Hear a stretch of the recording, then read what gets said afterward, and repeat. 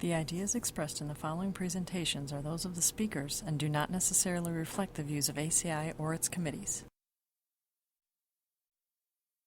ACI web sessions are recorded at ACI conventions or other concrete industry events and will be made available for viewing free of charge for 1 week. Thereafter, they will be archived on the ACI website or added to ACI's online CEU program, depending on their content. You can earn continuing education credits through ACI's online CEU program. Visit www.concrete.org to register. ACI conventions provide an opportunity for networking and for keeping up to date with the latest in concrete technology and practices.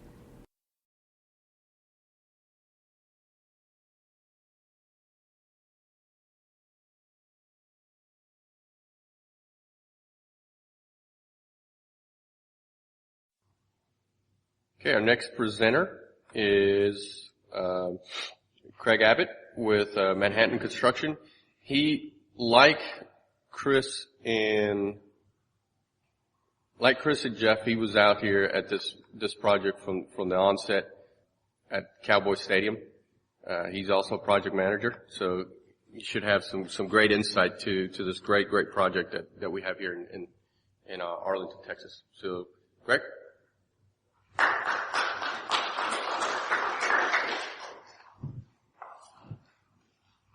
Thanks, guys. Good afternoon. Like I said, my name's Craig Abbott. I work for Manhattan Construction. This is my first ACI convention. I'm a newbie, but I'm no stranger to the world of concrete. So I graduated from Oklahoma State in 2001. Moved down here because there's no work in Oklahoma at the time, and been fortunate to be a part of a bunch of projects, large commercial projects here in the DFW Metroplex. I guess my claim to fame as of recent is I was the project manager for the structural concrete out of the Cowboy Stadium. I'm just going to give a brief, kind of the way I'm going to do this presentation. I'm going to do a brief introduction to the project. Then I'm going to review some kind of interesting construction statistics. Everyone kind of likes the stats and the fun facts.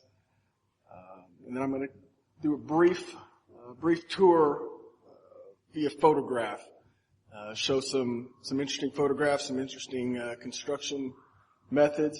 Like I said, this isn't going to get too technical. I'm not an engineer. I'm just a lowly contractor. So this will probably be the least technical presentation you've seen all week. And at the end, after the photographs, what I really want to focus on is the abutment foundations for the arch trusses. All of the arch trusses, the long span trusses, they span about 1,200 feet. They kind of get all the press. They get all the spotlight. But one of the most fascinating parts of the project, and definitely concrete-wise, is the abutments that support the arches. About 90% of them you can't even see. So the majority of them are underground, and kind of right here, this is all you really get to ever see of the abutment support. But these stretch way back here, 140 feet. So, quick review on the team. The owner is Dallas Cowboys Football Club. Don't know if anyone here is from Dallas. They also partnered with the city of Arlington. The city funded $325 million. The Tarrant County funded $25 million, and the Dallas Cowboys Football Club funded the remaining portion. Now there's been talk, you probably hear Jerry Jones talking 1-point-something billion. The fixed funds from the city of Arlington, $325 and $25. I don't know what Jerry paid. His 1-point-whatever billion number probably includes, cold beer and hot dogs and furniture and art, but Manhattan's contract was $800 million. So $800 million was the physical structure. The design team, most of the design teams listed here: architect, HKS, structural engineer, record, Walter P. Moore, civil engineer, Graham and Associates. Not listed on here is Campbell and Associates, who was a subcontractor to Walter P. Moore, and they were responsible. Walter P. Moore pretty much did all of the roof structure and the abutment design. Campbell Associates was responsible more for the concourse concrete structure.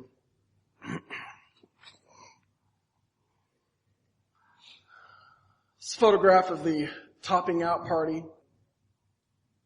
Quite a team effort goes into building an $800 million stadium. We worked over 8 million total man hours, and at the peak of performance, pretty close to when this photo was taken, we had 2,200 workers per day, which is just quite an undertaking in itself as far as field management.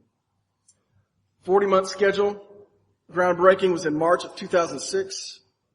The opening day was June 6th, George Strait, Reed McIntyre concert. And the first home game was in August of 2009. You see, March 2006 is groundbreaking.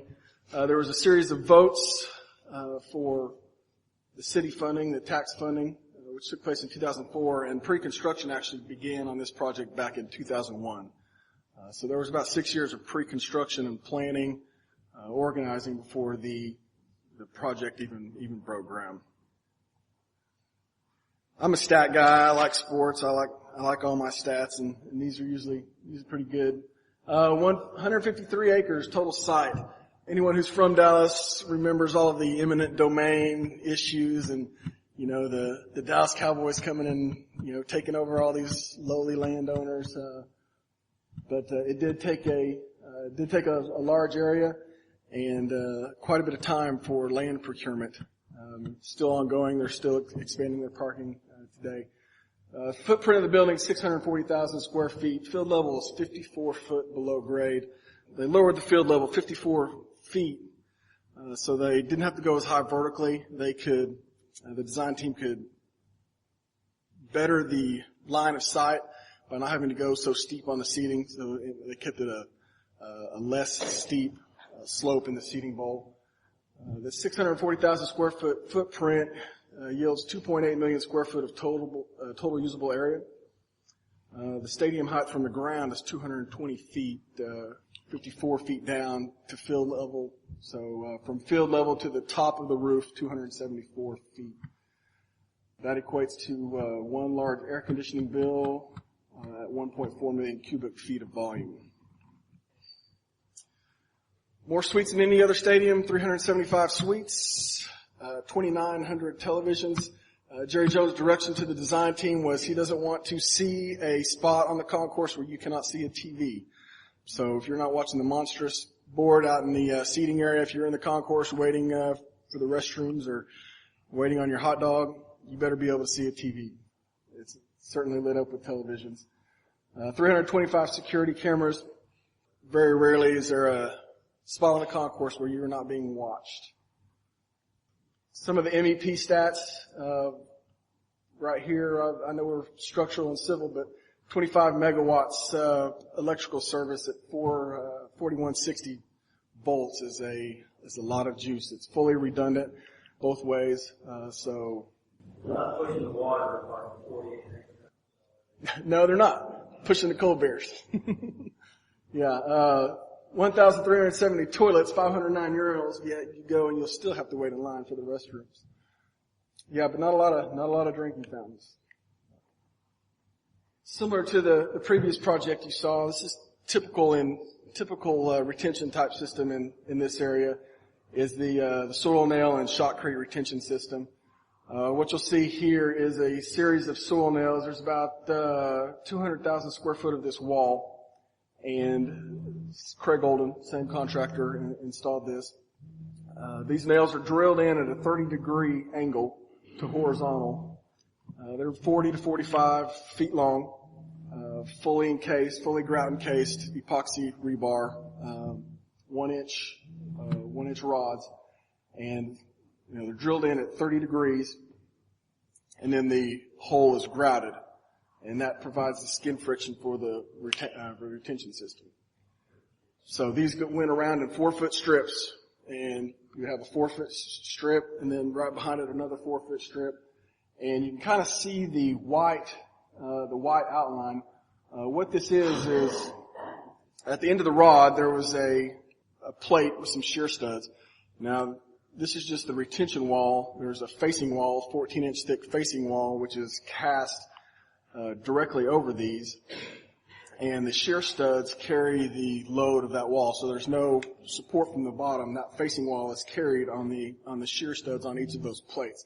So in essence, the soil nails are carrying both the shear load on the wall and retaining the soil at the same time. So these little white things are behind the plate. We put Grace pre-proof waterproofing behind the plate so that we would have a solid waterproofing barrier.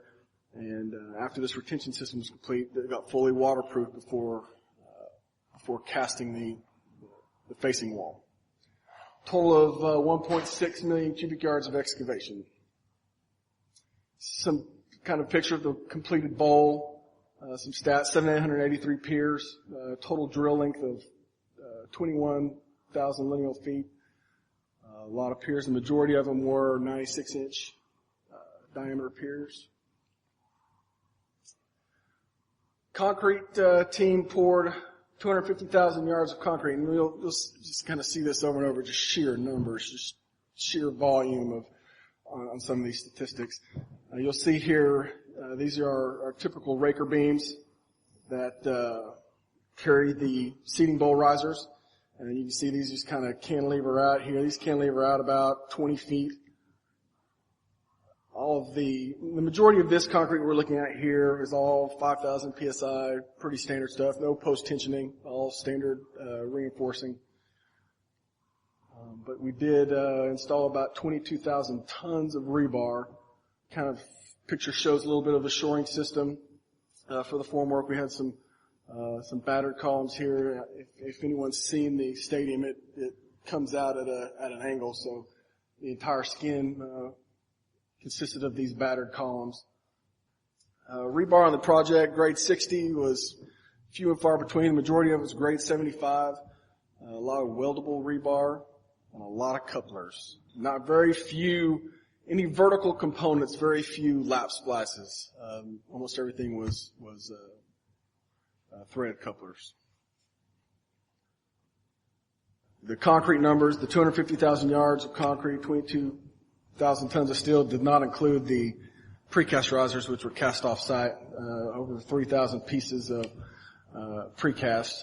There'll be some additional slides on this, but you can see the shoring towers. There were 6 shoring towers per arch that supported this. This is a big 900-ton crane, which has got a lot of tail end in it. At the peak, we had 6 tower cranes operating, 6 on the north half of the stadium, 6 on the south, 3 on each side, north and south, and 19 conventional cranes, everything from a RT crane to the 900-ton cranes that were erecting the arch trusses. So you can kind of see, these big guys here are erecting trusses, and then you also have these guys on the outside erecting precast. So it was a huge coordination effort on airspace.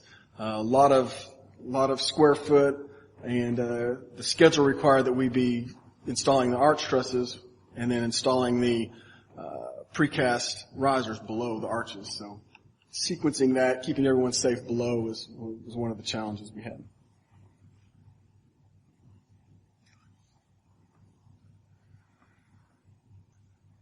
These are our twin arch trusses, 292 feet above the playing field. Each truss from end to end weighs 5 million pounds each. Like I said, these are your big 900-ton cranes. Every one of these sections of truss were fabricated on the field level and hoisted into place. Here you can see the shoring towers. Now these shoring towers, or these trusses, span here all the way. The entire span is 1,225 feet. If you do the math, that is just shy of a quarter mile. The engineering on this was layout engineering was phenomenal. You're basically starting at 2 points, a quarter mile apart, and getting them to meet in the middle. So you don't have layout, you don't have control lines that you can pop on the ground. This is all, very closely monitored for layout to make sure that, you can meet in the middle. I can imagine more catastrophic, event than getting them done and not meeting up in the middle. But, it is the longest, single span roof structure. Some cool stats here. The Gateway Arch in St. Louis, the span is twice the span of the Gateway Arch in St. Louis. Shy of a quarter mile. These truss sections are 35 feet deep, 17 feet wide. Here you see them kind of, I would call this the keystone of the arch. All of this steel, of course, they couldn't get it domestic. That would have been too easy. It's all grade 65 steel from Luxembourg. The bottom of these cords, this bottom cord of this arch, is a W14 by 730 wide flange shape. If you do the math on a W14 by 730, that is 60 pounds per inch, just on this one cord of this truss. So, just massive steel members and just the scale of, you see this guy up here, he's just dwarfed by this truss. Now, one of the challenges we had on this project, obviously we're working good here. We've got our engineering and layout working towards the center. This piece, this keystone piece was designed to be field modified with almost a quarter mile of span. The potential for thermal issues was pretty extreme. So, we had to calculate, they calculated a certain temperature. They measured this distance and said, based on, these temperatures, this needs to be X degrees whenever we set this truss. So, too cold, spans too far apart. Too hot, too tight. So, kind of a marvel in thermodynamics meets structural. So, once these shore towers were removed, we started all the arches back to the ring beam. The ring beam is this guy right here, and so much rebar in there. We kind of said, hey, we'll just build this thing. We should have just built this thing out of, just put a wide flange in it, but pretty much had to squeeze the concrete in with, like toothpaste. Used the plasticizer in that mix as well. And this, all of the splices had to be threaded. So this ring beam takes all of this load of the roof. The arches basically support the roof and this end of these roof truss sections. But 660,000 square foot, largest domed sports structure in the world. I guess there's a larger. It's had to be updated. I guess there's a larger dome structure now. I'm not sure what it is, but the operable roof panels, each one's 255 feet by 411 feet. What this does is creates this opening. I don't know if we have any Cowboys fans here, but the original Texas stadium had an opening in the roof. If you're from Texas, it's because so God can look down on His team. If you're not from Texas, it's probably not funny. But the idea from the design team was, and from Jerry Jones, the owner, he wanted to recreate that opening in the roof structure with this operable panel.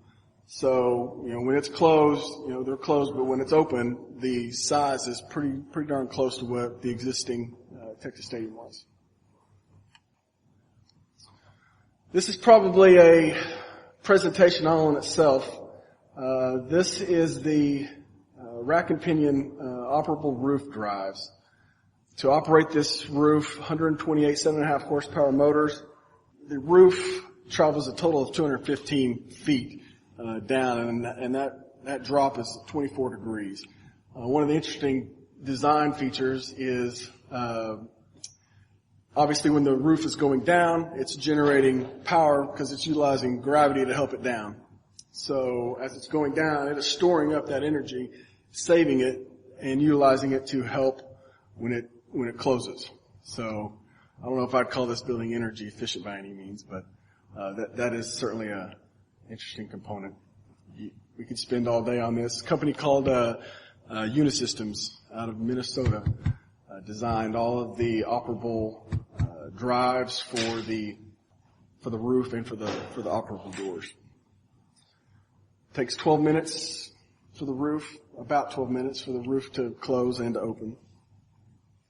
The largest operable doors in the world, 118 feet high, 200 foot wide. We always joked, about the operable mechanisms, the operable doors, the automatic doors when you walk in, if you could, put a sensor on there to get them to open up and close real fast when you came in. But, it takes about 6 minutes to open these up as well. And what you'll see here is these are all fixed, but these are all operable doors within the operable door. So in the instance that the doors are closed, you still have access.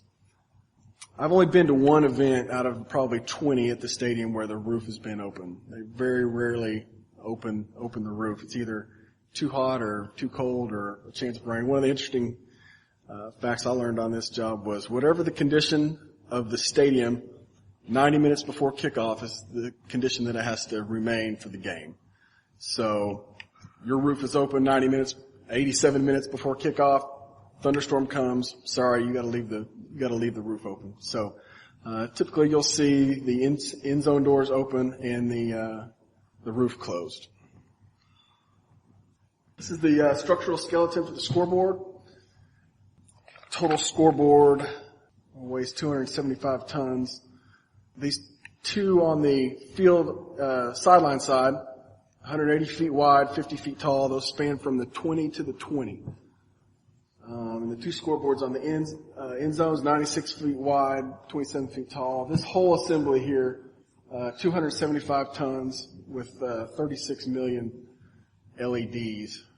Full 1080 HD video. Holds the record for most blocked punts. This was originally designed as a static, not to move. From field level to the bottom was originally 90 feet, which was the league minimum. The NFL league minimum said you can't have anything greater than 90 feet or less than 90 feet above playing surface. Well, obviously, we've got some guys who've kicked it in. So NFL said, "Hey, you got to raise your scoreboard." Jerry Jones says, "Hey, I'm complying. If you want me to raise this, you're going to have to cough up some money."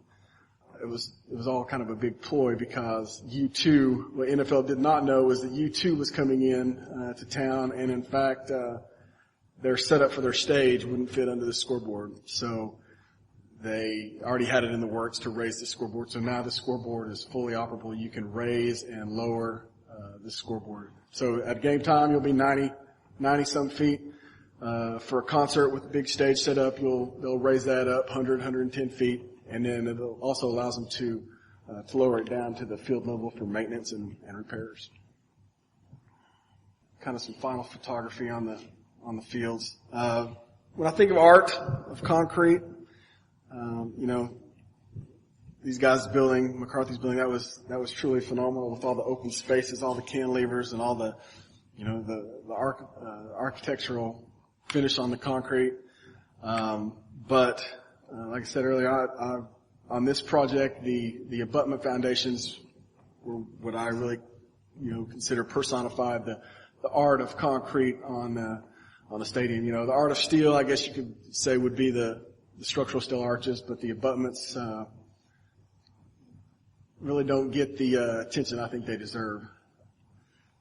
Flipper here. So what you see here above ground is this. This is a final photo. This is pretty much all you see when you go out there. This is an aerial photo that kind of shows you the scale. This is, again, the part that sticks up above the ground that you see. And then this right here is everything that goes into carrying the load of those trusses. They're 18 feet wide, 176 feet long, so 176 feet, 14 feet wide, and they're 70 feet deep. Each abutment resists 19 million pounds of thrust. That's a lot of load. And it's not vertical load. This is thrust load. Each one required 3,400 cubic yards of 6,000 psi concrete.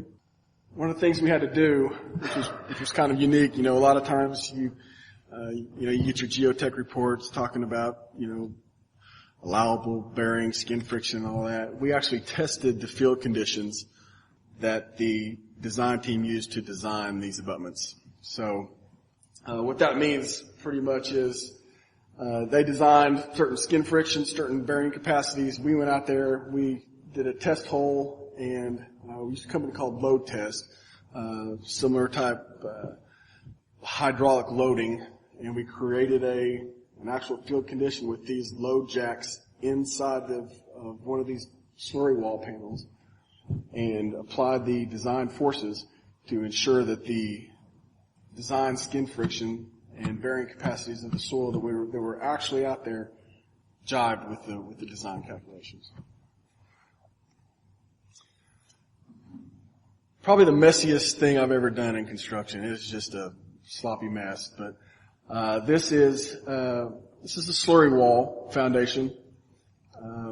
Real quick, this is the design of the slurry wall panel system. What it consists of is 170 feet here, 22-foot head wall. Each of these panels are 36 inches. These are 36 inches. These are 30 inches. And they are all excavated straight down. First thing we did was we cast in place on pretty much the footprint of the wall. And then they used these clamshell excavators and excavated straight down. This water you see in here is a mixture of bentonite and water. I'm not sure what the exact percentages are, but it just creates a dense filler to keep the excavation from caving in on itself. So, these typical panels are 26 feet, and so they're digging 26 foot, basically a 26 foot long, 70 feet deep, 3 foot thick wall straight down, and keeping it full of slurry, bentonite slurry the entire time. It's horribly messy. It's slick, man. That stuff is slicker than snot on a glass doorknob. It's bad. In order to take the shear between each of these panels, pretty much 26-foot panel, 26-foot panel, between each panel was a wide flange, remember W36 by 170, that carried the shear between the two panels. And this is kind of what that looks like. Now these shear studs are, half of them got dinged up and half of them broke off, but they calculated for all of that. They calculated for, I think, 40% loss on these shear studs, because if you can imagine this guy in a hole while this big clamshell is digging, and they're kind of beat up and mangled. But I don't think that was important to the design engineers as having something to lock those panels in so they're not moving differently. This is one of my favorite pictures. This is one of our general superintendents running for his life.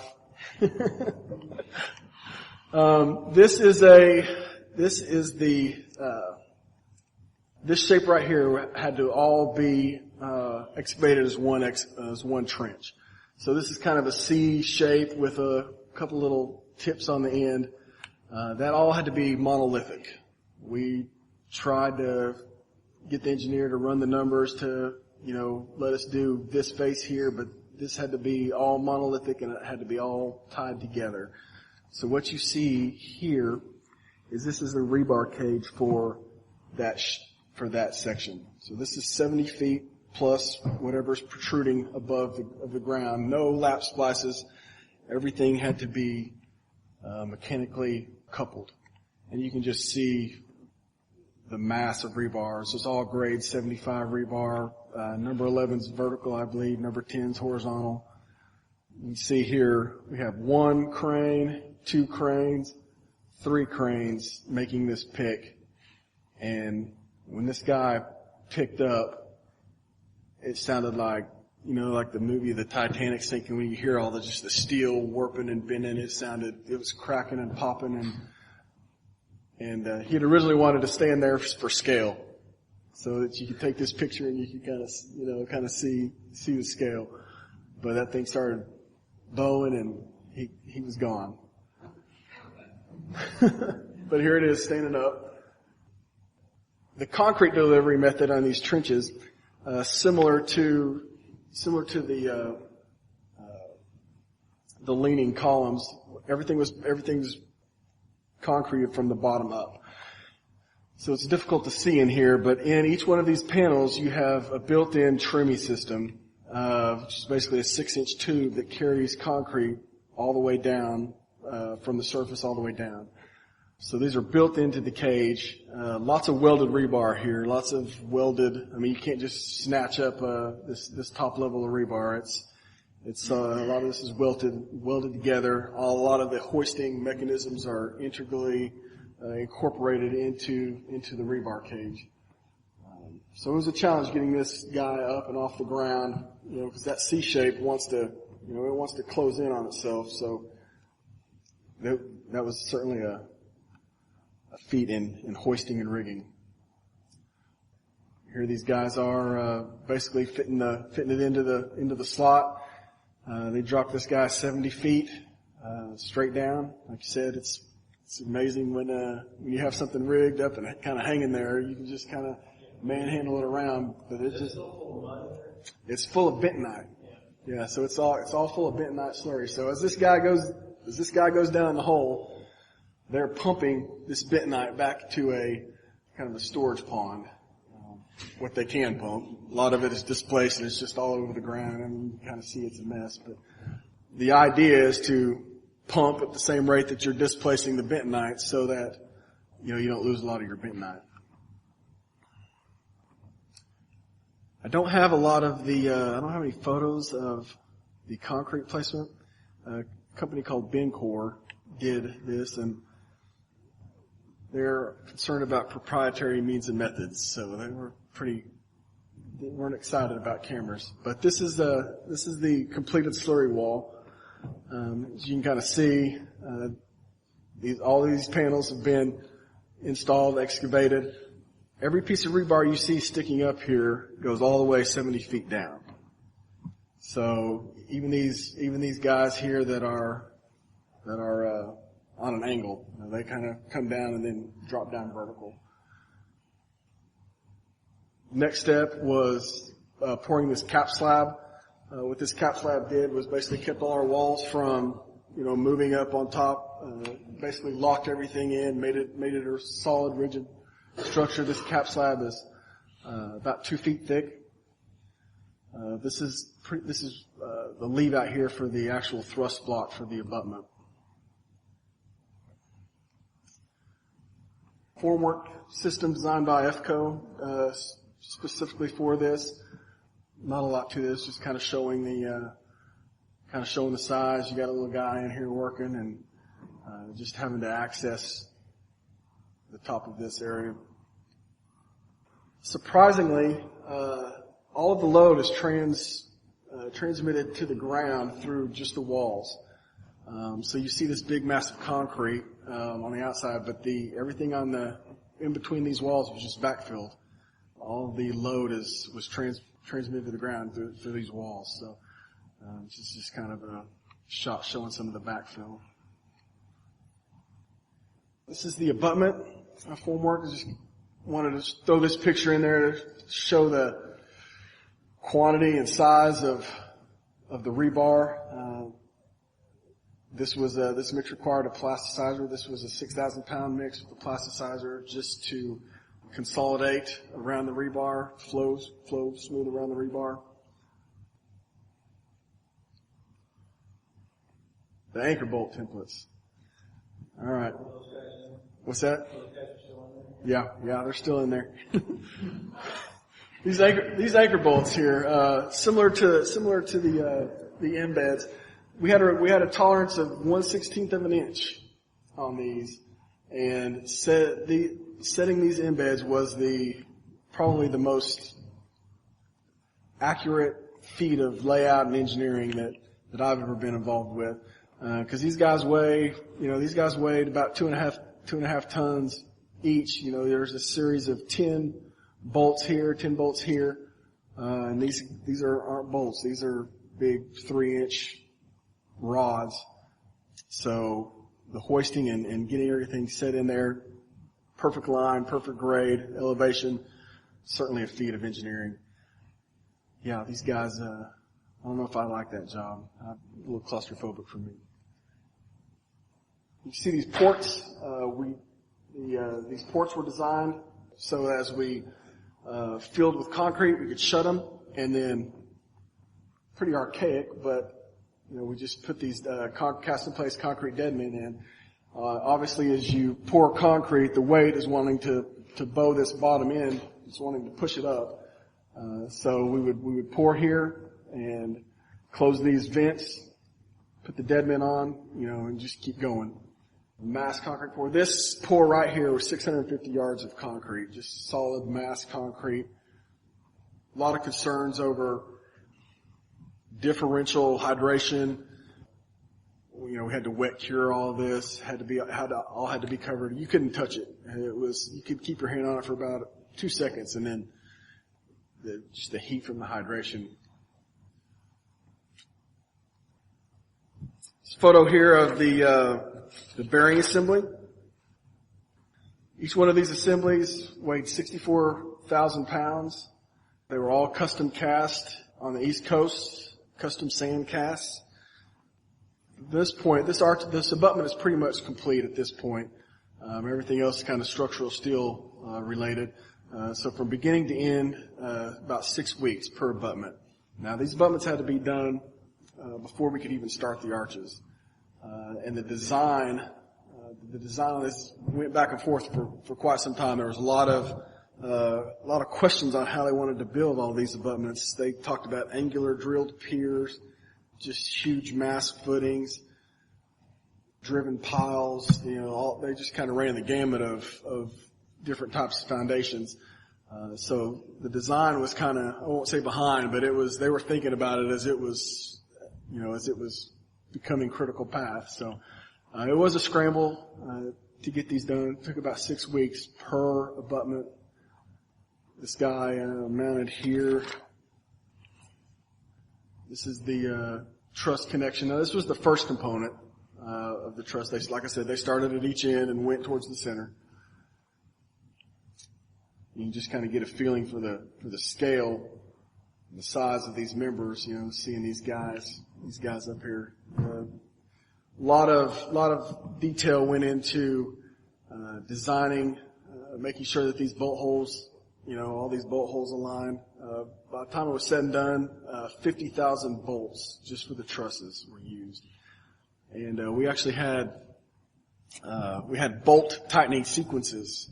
So, you know, tighten to X torque at, you know, when you have this much done, and I think it was 50% before, 50% while it was still shored up, and then when their shores were removed, then you did the final tightening. There was just like when we were lifting that rebar cage, there was nothing more eerie than pulling the shores out from underneath that arch. I watched from a long way away, but you could still hear it. It was, I don't know, it was the equivalent of fingernails on a chalkboard, you know, with 5 million tons of structural steel. It was just real eerie, creaking and popping, and it was brutal. But it all stood up, and in fact, I think the design deflection when they removed the shores, I think they had anticipated 11 inches of deflection. We actually realized about 7, I think, is what it was. Don't quote me on those, but it was just about a little over half of the anticipated deflection was realized. This is kind of the finished product. Now, of course, this wasn't pretty to me. As a civil engineer and a structural engineer and a contractor, man, this is real cool. To architects and to owners, that's not so pretty. So they proceeded to cover it in metal panels and architectural precast concrete, and you can kind of see you kind of see maybe this little pin connection, but that's about it out there right now. Like I said, art of concrete. This is, for me, this is pretty fascinating construction that you don't really get to see every day. Just something that carries 19 million pounds of thrust. So, I'm pretty quick done here. Have time for a few questions. I would encourage you to go check it out. It's pretty colossal. Any questions? Great.